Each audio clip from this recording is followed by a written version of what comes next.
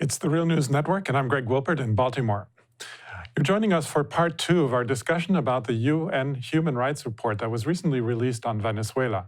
And joining me to discuss this is Alfred de Zayas. He's a retired senior lawyer with the Office of High Commissioner for Human Rights, as well as a retired chief of Petitions Department at the OHCHR. Thanks again, Alfred, for having joined us today. Pleasure.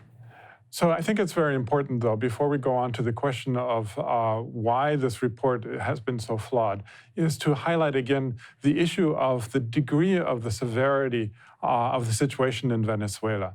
As a matter of fact, a recent opinion article by Francisco Rodriguez, who is an economist at Torino Capital, wrote an opinion article in the New York Times where he said, quote, "Sanctions are now putting the country at risk of a humanitarian catastrophe. In the 3 months after sanctions were increased in January, Venezuela imported barely a third of what it imported in the same period last year and less than 1/10 of what it bought from the rest of the world back in 2012. Given that most of the population is already living at near starvation levels and that the country depends on imports to feed itself, further cuts in foreign purchases risk producing the first Latin American famine in over a century. The risks of famine and what needs to be done to stop it are lost in the conversation among Washington policymakers and the Venezuelan opposition." Now, that was Francisco Rodriguez highlighting the severity of the situation. Now, I find it a bit mind-boggling that I think the report itself, and you alluded to this in the first part, completely misses the severity of the sanctions. Now, what do you think about in terms of what the UN ought to be doing? And first of all, in terms of, and I've seen you say this before, in terms of the responsibility to protect, what does that mean in the context of Venezuela?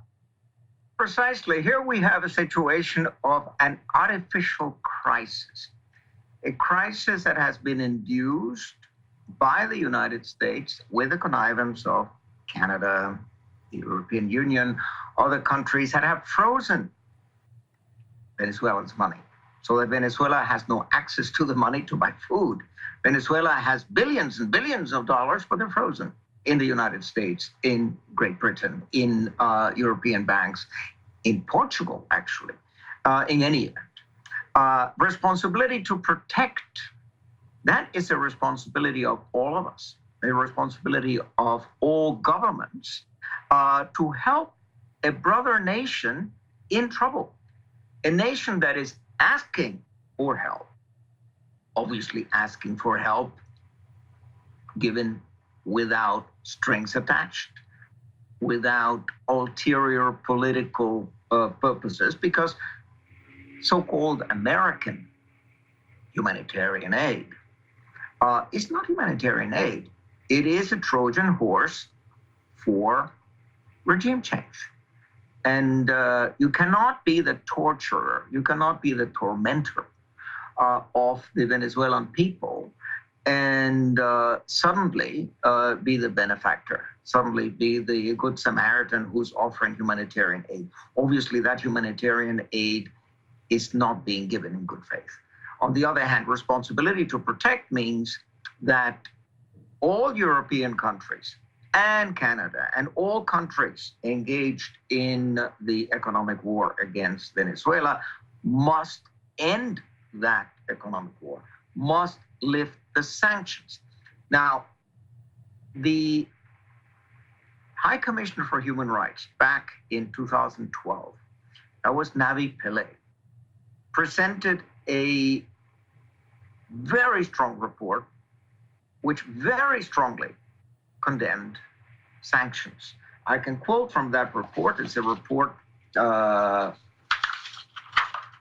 can show it there, and it's a report of 2012. And among the conclusions, we read very clearly, states must refrain from adopting unilateral coercive measures that breach the human rights obligations under treaty or customary international law. Now, the International Covenant on Economic, Social, and Cultural Rights specifically prohibits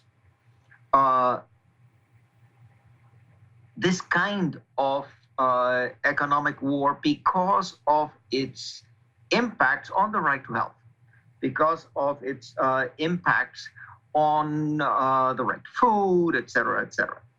Now, the Human Rights Council has repeatedly condemned sanctions, including this year, last month of March, at the 40th session of the Council, there was a resolution adopted condemning unilateral coercive measures, not only those against Venezuela, but also those against Iran and those against Syria, et cetera, because sanctions kill.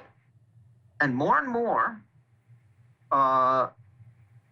professors of law, professors of political science have come to the conclusion, as I have, that if the victims of sanctions and financial blockades reaches a certain threshold, that would constitute crimes against humanity under Article 7 of the Statute of Rome, that is the Statute of the International Criminal Court.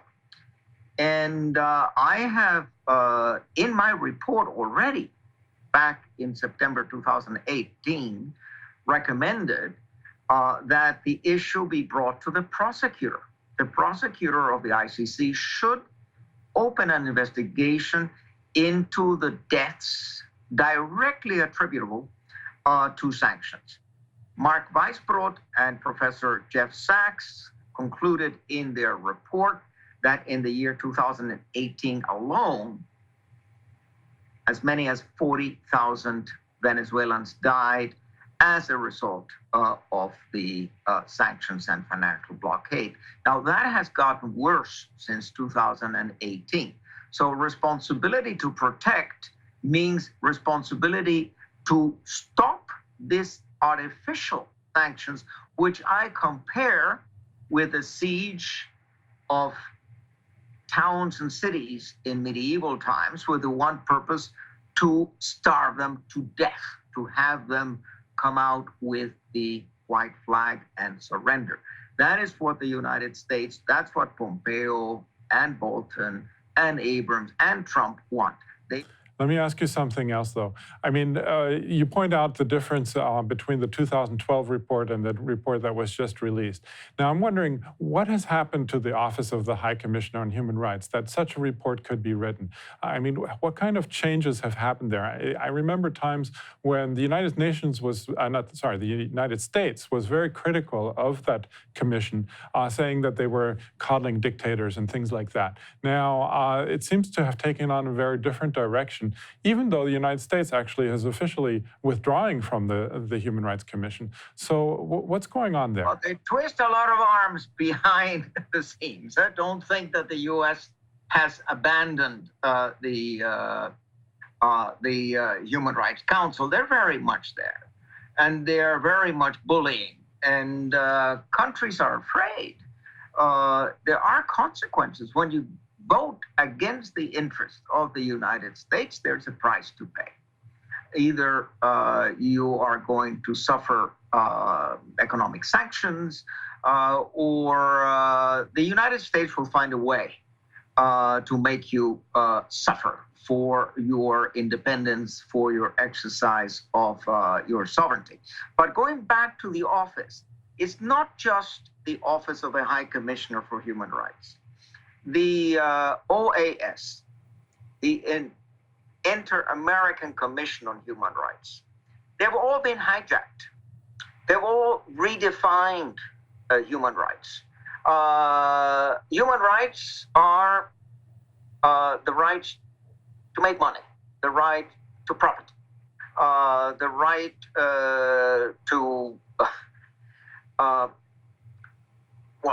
do your thing, no matter who suffers, no matter what the consequences of your actions are. It's very weird how the Inter-American Commission on Human Rights, Luis Almagro, how Amnesty International and Human Rights Watch have sold out basically to the establishment. I see them as an alibi to maintain the neoliberal status quo. So if you attempt an alternative socio-economic model, as Salvador Allende did in 1970, you're odd man out. And human rights have been weaponized in order to defame you, to demonize you, and to make it palatable that a military intervention under the guise of a humanitarian intervention could be carried out. Now, this is almost blasphemy. How you can take the noble concept of human rights, how you can take the Universal Declaration of Human Rights of Eleanor Roosevelt and then use it as a weapon. I would like to see a comparison of the situation in Honduras and in Guatemala and in Colombia and in Brazil, where indigenous have been massacred and are still being massacred, where social leaders are being murdered every day, where there's a very high level of homicide, of criminality in the streets.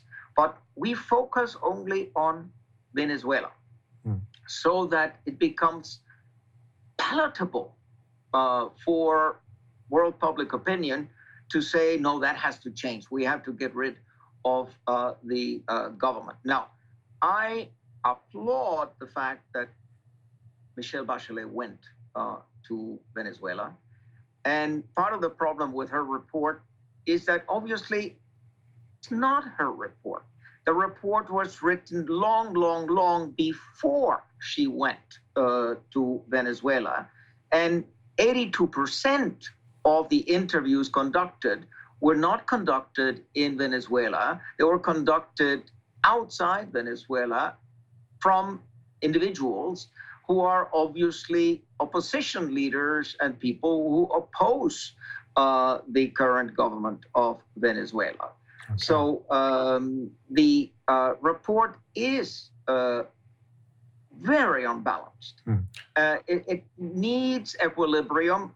And if I want to see the silver lining, the High Commissioner has engaged. The High Commissioner has been there. The High Commissioner has left 2 of her staffers permanently in an office in Venezuela.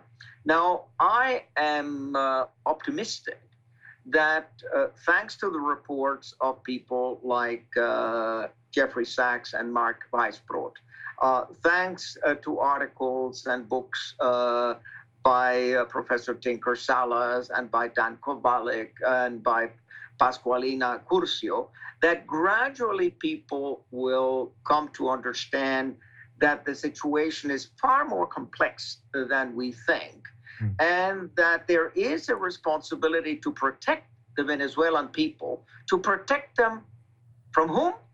From the United States. Okay. To protect them from sanctions, to protect them from the financial blockade. Okay, on that note, unfortunately, we're going to have to leave it there for now. I was speaking to Alfred de Zayas, retired senior lawyer with the Office of the High Commissioner for Human Rights. Thanks again, Alfred, for having joined us today. Thanks for having me. And thank you for joining the Real News Network.